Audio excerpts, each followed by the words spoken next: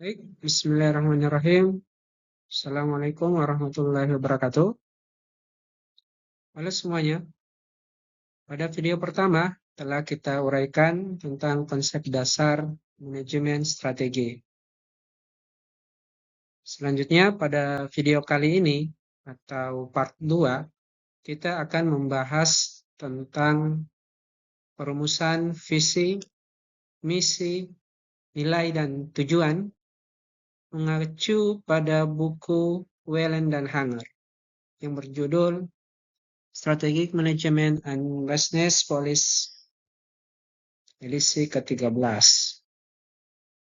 Topik ini berada di tahap awal dalam proses manajemen strategi menurut Whelan dan Hanger. Karena sebelum kita bicara strategi, kita harus tahu dulu kemana organisasi akan melangkah. Kenapa organisasi itu ada, dan apa prinsip-prinsip yang harus ditegakkan dalam menjalankan organisasi. Baik, silakan menyimak.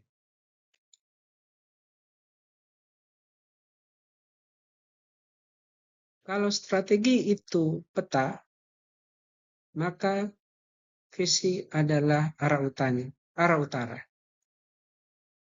Di sesi ini kita akan membahas atau membedah perumusan visi, misi, nilai, dan tujuan agar strategi memiliki benang emas dari atas ke bawah.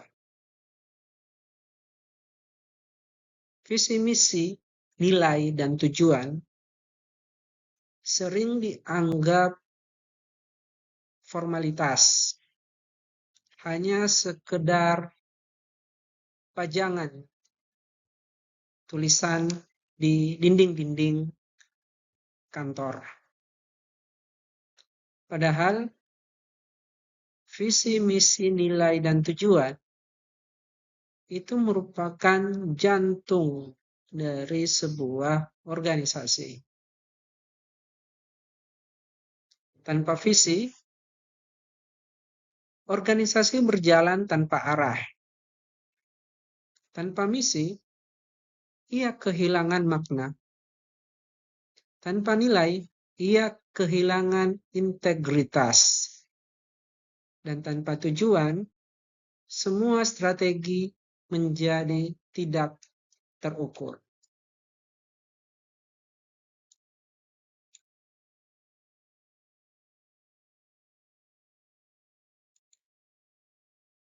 Baik, kita akan melihat bagian pertama, yaitu visi. Visi adalah pernyataan singkat tentang kondisi ideal masa depan. Ciri visi yang baik yaitu ringkas, inspiratif, aspiratif, dan berorientasi jauh ke depan. Visi memberi kita arah jangka yang panjang dan membantu kita dalam memobilisasi kekuatan atau energi organisasi. Misalnya, kita menyusun visi yaitu menjadi lembaga publik yang inovatif dan berintegritas di Indonesia. Dari visi ini kita tahu ada dua hal penting.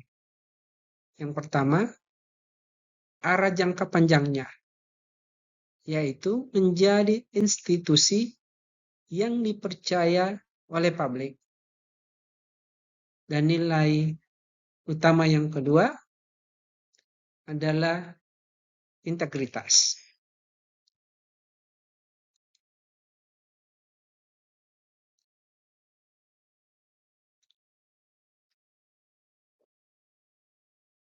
Fungsi visi yang pertama menjadi sumber inspirasi dan motivasi. Yang kedua, mengarahkan strategi dan keputusan besar. Yang ketiga, menyatukan pemahaman seluruh anggota organisasi. Dan yang terakhir, memberikan arah di tengah perubahan lingkungan bisnis.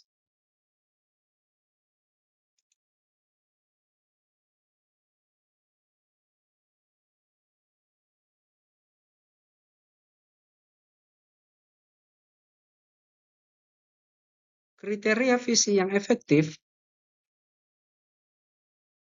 yang pertama, yaitu singkat, jelas, dan mudah diingat. Yang kedua, membangkitkan semangat. Yang ketiga, berorientasi masa depan. Yang keempat, mencerminkan nilai-nilai inti organisasi. Dan yang terakhir, realistis namun tetap menantang. Berikut ada contoh visi dari beberapa organisasi yang ada di luar negeri maupun yang ada di dalam negeri. Misalkan kita ambil visi Google, yaitu to organize the world information and make it universally accessible and useful. Karakteristik, fokus pada masa depan dan inovasi. Selanjutnya kita melihat contoh organisasi DJP, Direktorat Jenderal Pajak. Memiliki visi menjadi institusi perpajakan terpercaya dan berintegritas. Maka karakteristiknya ada dua. Fokus pada nilai, dan yang kedua ada pelayanan publik.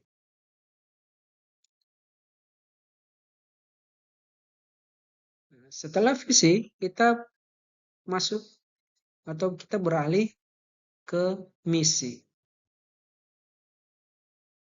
Jika visi adalah kemana kita akan pergi, maka visi menjawab mengapa kita ada dan apa yang harus kita lakukan. Misi menjawab siapa pelanggan kita, kebutuhan apa yang kita harus penuhi, produk atau jasa apa yang kita harus sediakan, pasar mana yang harus kita layani, dan kompetensi inti apa yang membedakan kita dan dengan yang lainnya. Misi yang baik itu harus jelas, mudah dipahami, dan menjadi panduan organisasi dalam pengambilan keputusan. Misi adalah bentuk nyata dari visi. Sehingga misi yang baik yaitu menuntun kegiatan organisasi agar tetap relevan dengan arah strategi jangka panjang. Sebagai contoh, misi Direktorat Jenderal Pajak adalah menghimpun penerimaan negara melalui sistem perpajakan yang adil dan berintegritas untuk mewujudkan kemandirian bangsa. Dari misi DJP ini jelas bahwa ada peran utama, nilai inti, dan kontribusi terhadap masyarakat.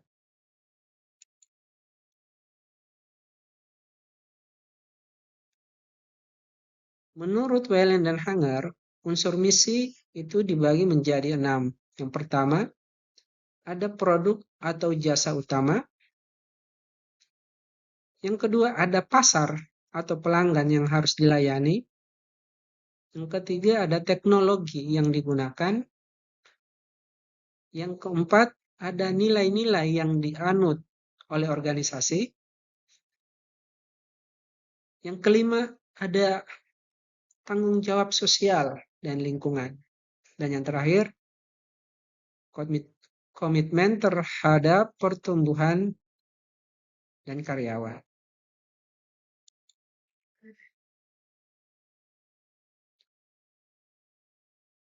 Selanjutnya kita masuk ke nilai inti atau core value.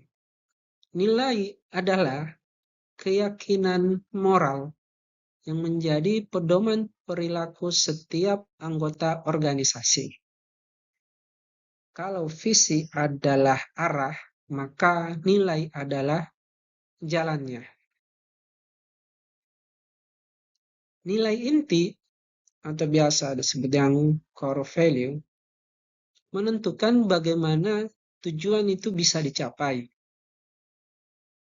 Seperti integritas, fokus pelanggan, inovasi, kolaborasi, dan disiplin dalam mengeksekusi strategi. Nilai membentuk budaya, mempengaruhi kebijakan, dan menjadi standar perilaku, terutama saat menghadapi dilema etika. Dalam konteks publik seperti DJP, nilai-nilai seperti integritas, yaitu jujur, konsistensi dalam tindakan, pelayanan prima, menjadi sangat penting untuk menjaga kepercayaan dari masyarakat. Masih banyak lagi contoh-contoh nilai yang umum, misalkan seperti inovasi. Dinamika pasar yang begitu dinamis dituntut bagi sebuah organisasi terus beradaptasi dan berkreasi sesuai dengan permintaan pasar. Ada nilai kerjasama, pelayanan prima, dan akuntabilitas.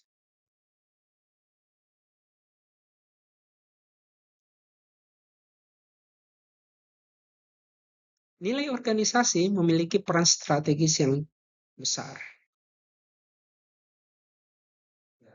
Menjadi pedoman etika dalam pengambilan keputusan. Menyatukan perbedaan individu menjadi budaya kolektif, menumbuhkan kepercayaan publik. Organisasi dengan nilai yang kuat biasanya lebih tangguh menghadapi krisis dan perubahan.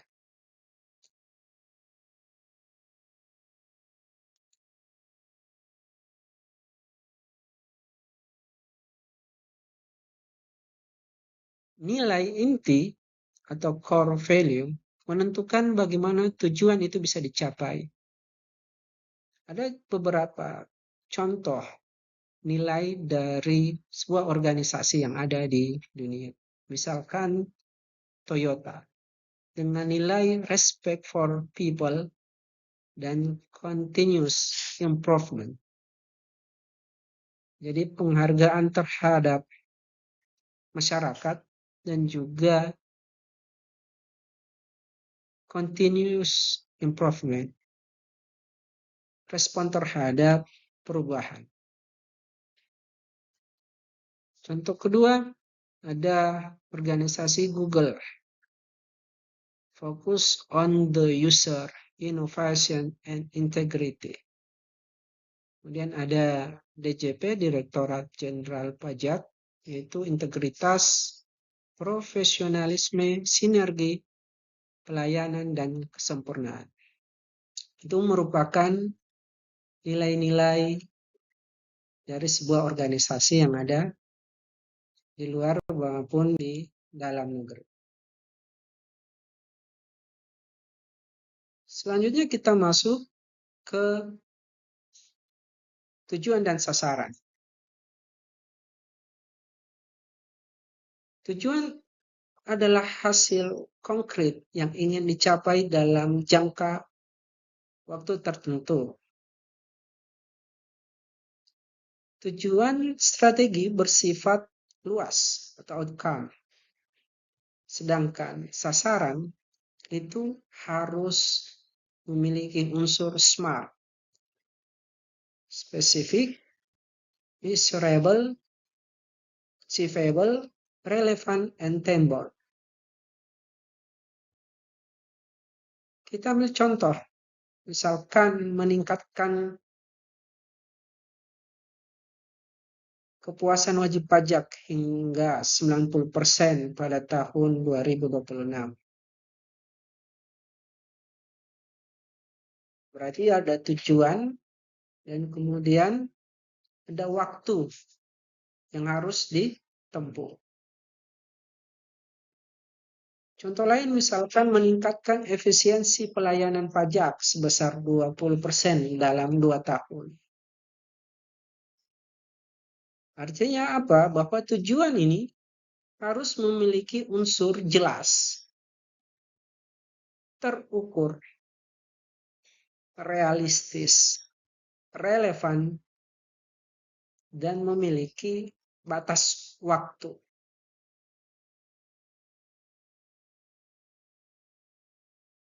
Lima unsur ini tidak boleh terpisahkan. Sehingga visi tanpa misi hanyalah mimpi. Misi tanpa nilai itu kehilangan arah moral. Dan tujuan tanpa visi menjadi rutinitas tanpa makna.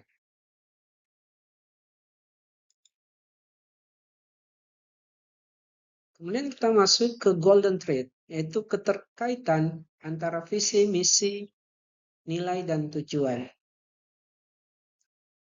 Visi menetapkan arah, misi menjelaskan peran dan ruang lingkup. Nilai mengatur cara kita bekerja, dan tujuan mengukur pencapaian kita. Konsistensi antar elemen ini memastikan strategi tidak berhenti di dokumen atau paperwork, tetapi hidup dalam keputusan dan perilaku. Sehingga keempatnya tidak boleh terpisah. Sehingga visi tanpa misi hanyalah mimpi, misi tanpa nilai kehilangan arah moral, dan tujuan tanpa visi menjadi rutinitas tanpa makna. Jadi kesimpulannya bahwa perumusan visi, misi, nilai, dan tujuan itu bukan hanya sekedar dokumen administratif. Mereka adalah kompas strategi yang menentukan kemana organisasi akan melangkah, mengapa ia bergerak, bagaimana ia berperilaku, dan apa yang ingin dicapai.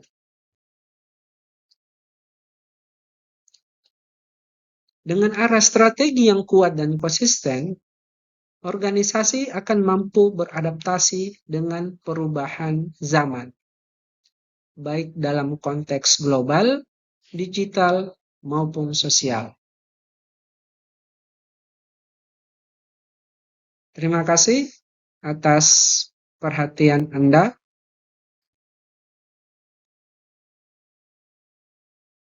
Setelah ini, kita akan membahas tentang analisis lingkungan, eksternal dan internal. Karena melalui analisis lingkungan, kita dapat menyusun strategi yang selaras dengan angin kompetisi. Itu kita akan bahas di sesi yang ketiga. Baik, jika ada saran, masukan, atau komentar, silakan komen di bawah. Dan jika Anda suka, silakan like. Terima kasih. Assalamualaikum warahmatullahi wabarakatuh.